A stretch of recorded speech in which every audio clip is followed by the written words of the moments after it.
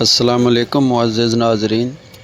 ایک مرتبہ کسی ملک کا بادشاہ ایک ایسی مہلک بیماری میں مبتلا ہو گیا کہ اس کا جو شاہی طبیب تھا اس کو صرف ایک علاج سمجھ میں آ رہا تھا کہ کسی انسان کا پتا نکال کر بادشاہ کے جسم میں لگا دیا جائے، اس کے علاوہ اور کوئی علاج نہیں۔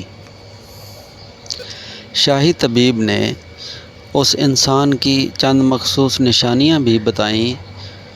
بادشاہ کے حکم سے ایسے انسان کی تلاش شروع ہو گئی۔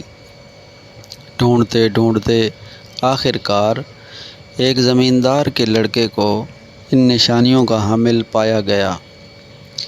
بادشاہ کے کارندوں نے بہت سی دولت دے کر لڑکے کے ماں باپ کو راضی کر لیا، اور قاضی نے بھی اس کے قتل کا فتویٰ دے دیا کہ بادشاہ کی سلامتی کے لیے کسی ایک شخص کا خون جائز ہے۔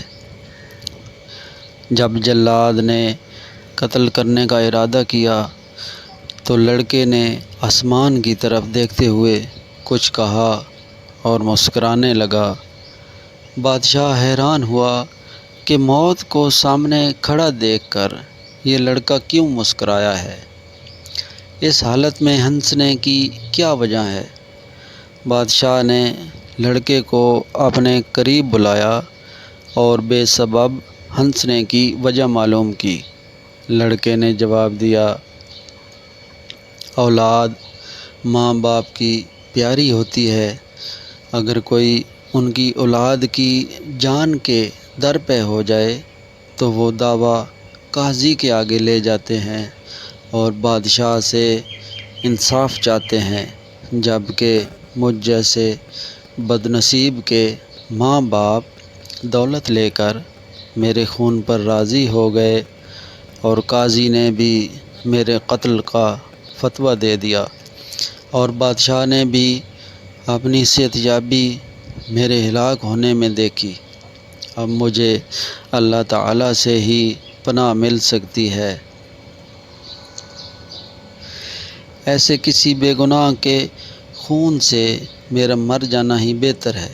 یہ کہہ کر بادشاہ نے اس لڑکے کا ماتھا چوما اور بہت سا مال و زر دے کر اس سے رخصت کیا۔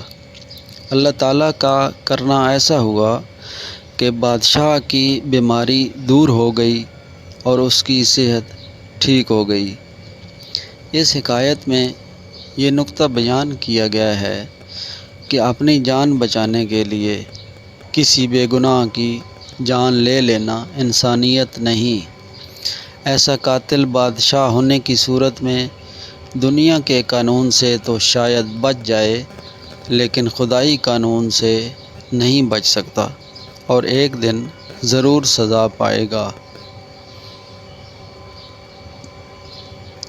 معزز ناظرین، میرے چینل پر آنے کا بہت شکریہ۔